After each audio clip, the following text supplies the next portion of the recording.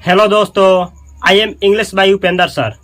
आप लोग आज की इस वीडियो में सीखने वाले हैं कि कैसे present indefinite tense, past indefinite tense और फ्यूचर इंडेफिनिट टेंस का प्रयोग किया जाता है और उसका is, are, am, was, were, shall be, will be कब किसके साथ लग जाता है और उसका मीनिंग क्या होता है ये समझ में नहीं आता है।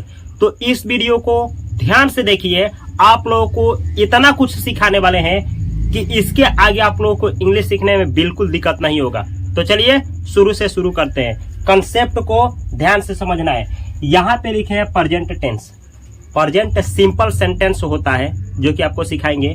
उसमें कुछ वर्ड मीनिंग यूज होता है जो कि आपको पूरा लाइफ टाइम काम करेगा। जैसे इज, आईएस, ये प्रेजेंट टाइम में जो भी यूज होता है मीनिंग, उसका हिंदी और उच्चारण सीखिए ताकि आप लोगों को जब ये सिखाएंगे बिल्कुल दिक्कत नहीं होगा और आप बेहतर से बेहतर अंग्रेजी बोलेंगे। जैसे इज, आईएस, इज का मतलब होता है।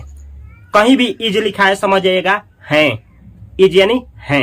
सेम ऐसे ही A R E, R, R का मतलब क्या होता है या हो। जैसे तुम हो, हम लोग हैं। तो एक से अधिक आदमी के लिए जब भी है कहना हो, कोई भी धरती पे चीज हो, एक से अधिक हो, है का अर्थ दे आर, आर, या हो के लिए आर लगता है। ध्यान से समझना है। एक चीज कोई है उसके लिए है आया है तो इज, एक से अधिक के लिए है आए सेंटेंस में तो आर।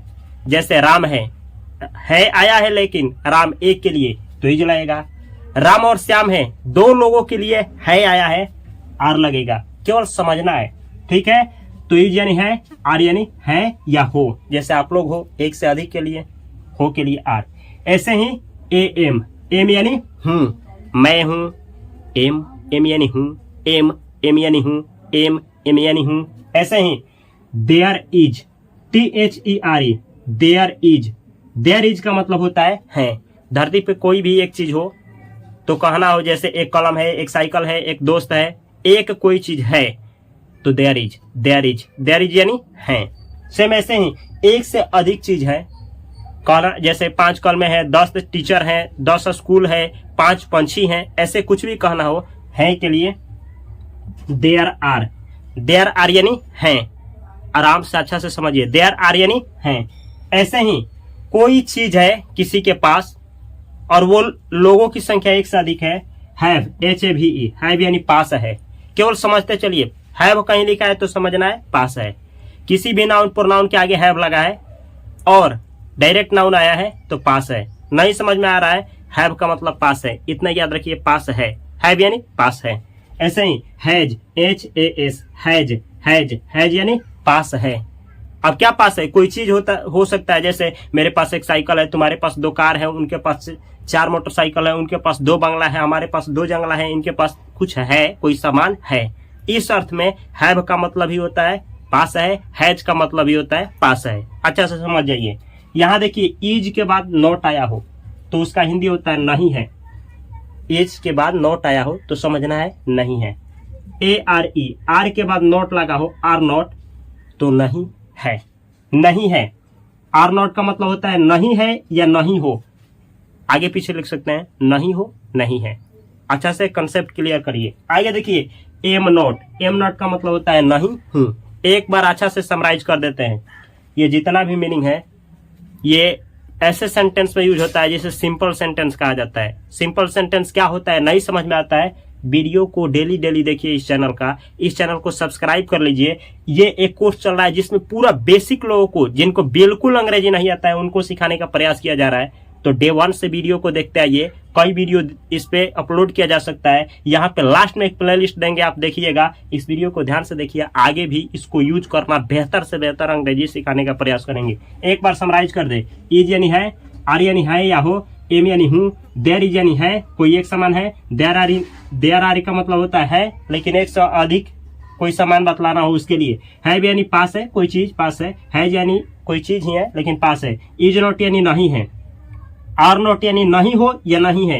एम नॉट यानी नहीं हो। ये सबका सब प्रेजेंट टाइम यानी वर्तमान समय के लिए यूज होगा। लेकिन चलिए पास्ट के लिए कैसे यूज होता है, कौन कौन?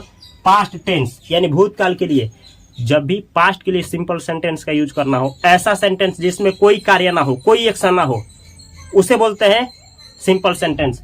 तो पास्ट के लिए ऐसा सेंटेंस कोई आए जिसमें कोई काम ना हो, तो वहां वाज, WAS, वाज का मतलब होता है था या थी। वह खुश थी, वह खुश था। वह डॉक्टर थी, वह डॉक्टर था। ऐसे था थी के लिए वाज, WAS, वाज यानी था या थी।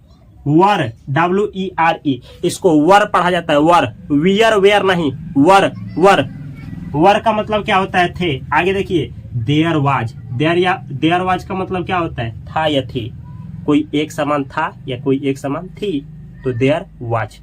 एक वस्तु के लिए या एक सजीव निर्जीव के लिए देयर वाज। देयर वर का मतलब क्या होता है? थे। जैसे वहां पे 5 कलमे थे, 5 लड़के थे, 10 शिक्षक थे, देयर वर। ठीक है। आगे देखिए, हैड यानी पास था। कोई वस्तु, कोई चीज किसी के पास था या थी या थे, ऐसे इसका यूज होता है। हैड यानी पास था या पास थी या पास थे। वाज नॉट का मतलब क्या होता है? नहीं था, नहीं थी। जैसे कहते हैं नहीं है, वह खुश नहीं थी, वह खुश नहीं था। वह एक डॉक्टर नहीं थी, वह एक वकील नहीं था। ऐसे सेंटेंस बनाने के लिए यही काम करेगा। वाज नॉट का मतलब नहीं था, नहीं थी। ऐसे ही वर नॉट का मतलब क्या होता है? नहीं थे। वे लोग पागल नहीं थे, आप लोग दीवाना नहीं थे, वर नॉट हो जाता है। ये कुछ ऐसे वर्ड मीनिंग है जिसको अच्छा से रटना है। आगे देखिए, ये तो है पास्ट के लिए। क्या होगा फ्यूचर के लिए? कुछ कहना हो तो फ्यूचर के लिए भी है सिंपल सेंटेंस के लिए मीनिंग। चलिए देखा जाए।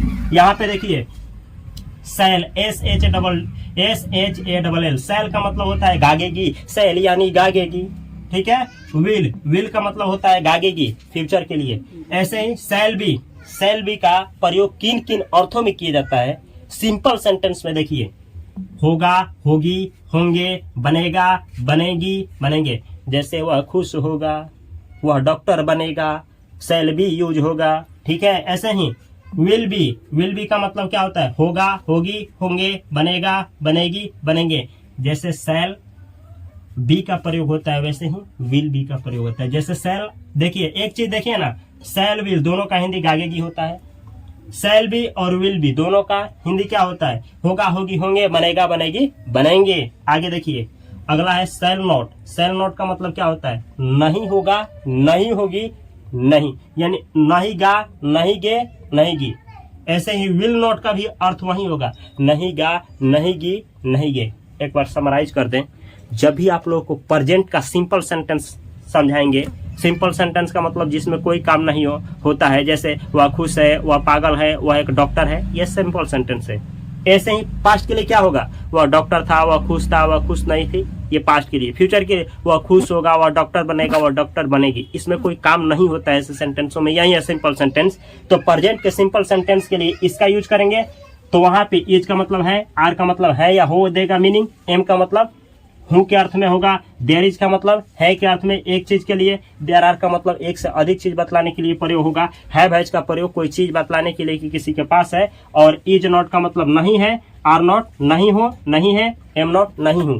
ये प्रेजेंट के लिए। पास्ट के लिए क्या होगा? पास्ट के लिए यही होगा, वाज का अर्थ था थे थी के अर्थ में, वर का प्रयोग थे के अर्थ में, और ऐसे ही देयर वाज का प्रयोग एक वस्तु बतलाने के लिए किया जाएगा कि पास्ट में था या थी। ऐसे ही देयर वर का प्रयोग एक से अधिक चीज बतलाने के लिए करेंगे। ऐसे ही हैड मतलब कोई चीज पास्ट में किसी के पास था, वाज नॉट यानी नहीं था, नहीं थी, वर नॉट नहीं थे, नहीं थे। ठीक है। ऐसे ही ये होगा फ्यूचर के लिए, जिसमें सेल और विल का अर्थ होगा गागेगी, सेल बी विल बी का अर्थ होगा बनेगा, बनेगी, बनेगे, होंगे, होंगी, होंगे। ऐसे ही इसका प्रयोग होता है। यह वीडियो आप लोगों को कैसा लगा कमेंट बॉक्स में अवश्य कमेंट करें। और आप लोग चाहते हैं बिना कोई कोर्स खरीदे, बिना कहीं भटके, बिना कोई कोचिंग ज्वाइन करे, बेहतर से बेहतर अंग्रेजी सीख पाएं, समझ पाएं, तो यही है इंग्लिश बाय उपेंद्र सर का चैनल। इस चैनल को सब्सक्राइब करें। इसको अगर आप इंस्टाग्राम पे, फेसबुक पे देख रहे हैं तो माई इंग्लिश करके पेज है, वहां पे मुझे ज्वाइन करें और जो कुछ भी पूछना है खुल करके पूछिए, ताकि मैं आप लोगों को मदद कर पाऊं। और ये एक बेसिक सीरीज चल रहा है, यहाँ पे लास्ट में प्लेलिस्ट दिया जा रहा है। इस प्लेलिस्ट में जितने भी वीडियो है पूरे वीडियो को वॉच करिए। और यहाँ पे एक चैनल दिया जा रहा है, इस चैनल को सब्सक्राइब करें, जिसपे आप लोगों को सिखाया जाएगा फ्री में पैसा से पैसा कैसे बनाया जाता है। मैं मिलता हूँ अगली वीडियो में, तब तक के लिए आप सभी को love you, all the best, thanks for watching, लेकिन इस चैनल को सब्सक्राइब करके बेल आइकन की घंटी को दबाना नहीं भूलना है। Thanks for watching, love you, all the best.